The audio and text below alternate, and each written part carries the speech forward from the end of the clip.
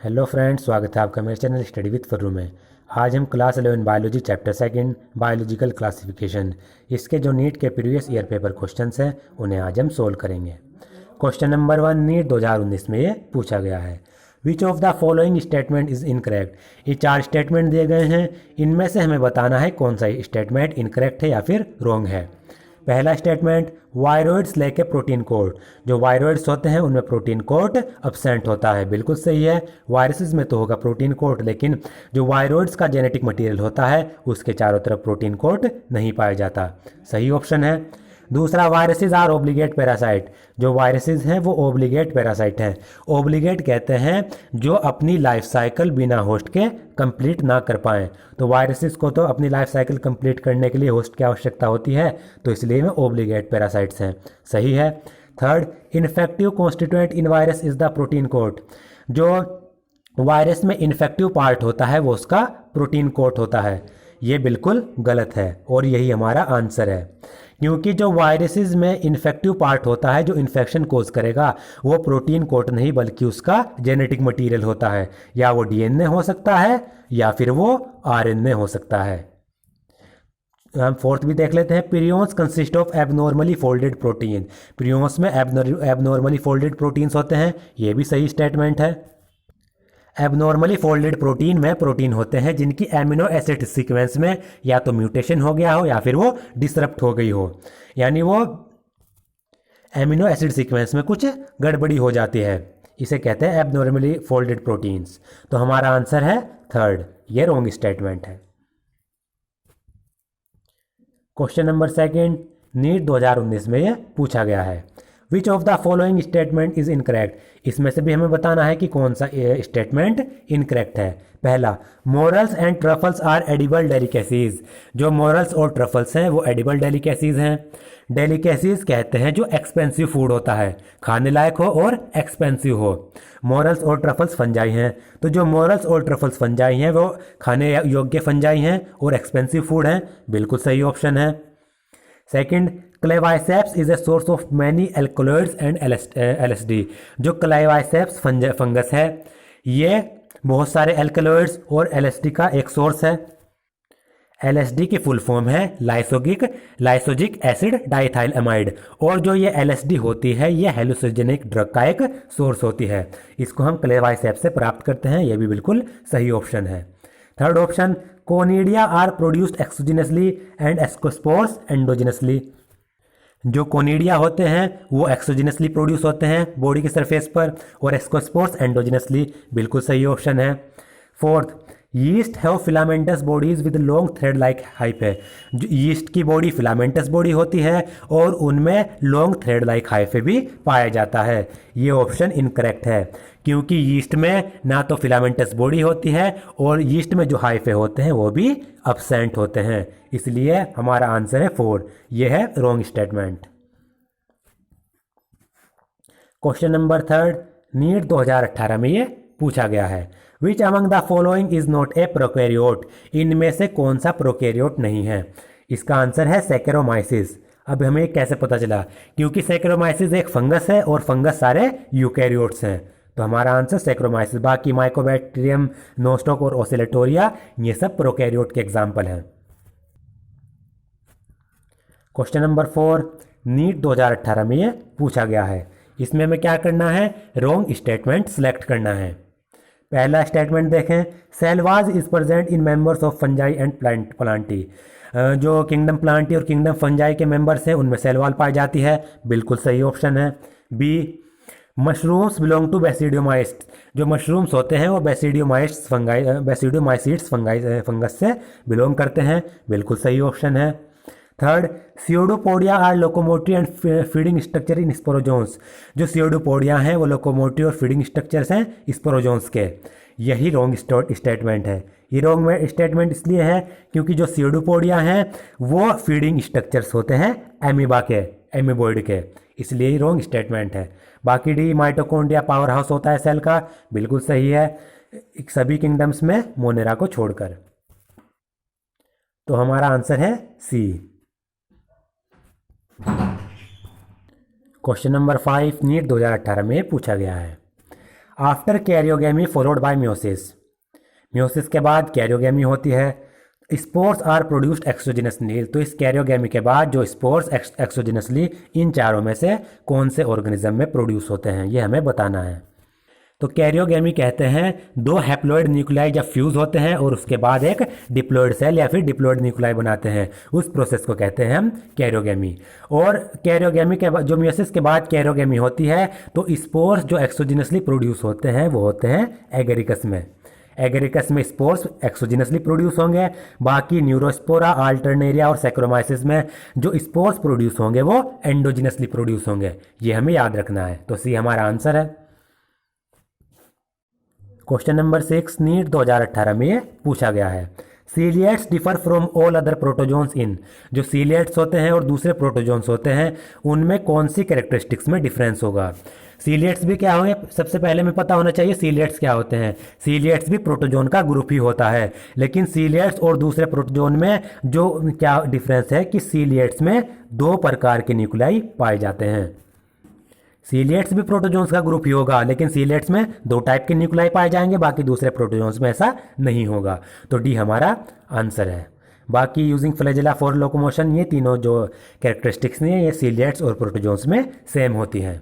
उनमें लोकोमोशन के लिए फ्लैजेला भी इस्तेमाल करते हैं, उनमें कॉन्ट्रेक्टाइल वैक्यूल होता है एक्सेस वाटर रिमूव करने के लिए, प्रे को कैप्चर करने के लिए स्यूडोपोडिया भी होता है। बाकी डी हमारा आंसर है। क्वेश्चन नंबर 7 नीट 2017 में ये पूछा गया है।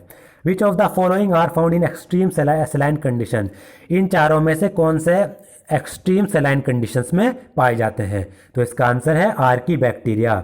आर्की बैक्टीरिया एक्सट्रीम सेलाइन कंडीशंस में पाए जाएंगे।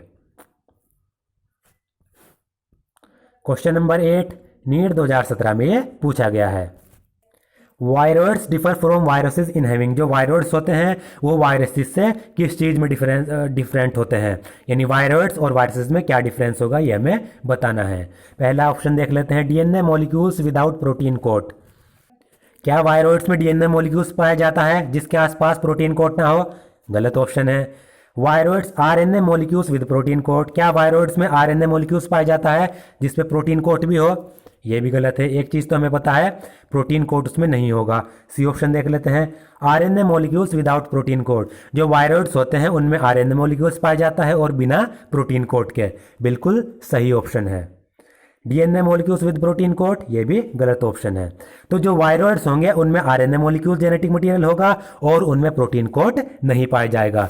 और जो वायरसेस होते हैं, वायरसेस में क्या होगा, आरएनए या डीएनए मॉलिक्यूल कोई सा भी हो सकता है और उनमें प्रोटीन कोट भी होगा, लेकिन वायरस में आरएनए मॉलिक्यूल होंगे और प्रोटीन कोट नहीं होगा। तो C is the correct option. Question number 9 NEET 2017 में ये पूछा गया है। Which among the following are the smallest living cell, इनमें से कौन सी सबसे छोटी लिविंग सेल है? सबसे छोटी लिविंग सेल है, इससे ही हमें आंसर पता लग गया, माइकोप्लाज्मा। माइकोप्लाज्मा सबसे छोटी लिविंग सेल्स है, smallest living cell. Non without a definite cell wall, और इस पर एक डेफिनेट सेल वॉल भी नहीं पाई जाती। और ये प्लांट और एनिमल्स दोनों के लिए पैथोजन होती है और बिना ऑक्सीजन के सर्वाइव करती है। ये सब माइकोप्लाज्मा की क्या है, कैरेक्टरिस्टिक्स हैं। क्वेश्चन नंबर 10 नीट 2017 में ये पूछा गया है। Which of the following component provide sticky character to the bacterial cell, इन चारों में से कौन सा कंपोनेंट बैक्टीरियल सेल को स्टिकी कैरेक्टर प्रोवाइड कराता है?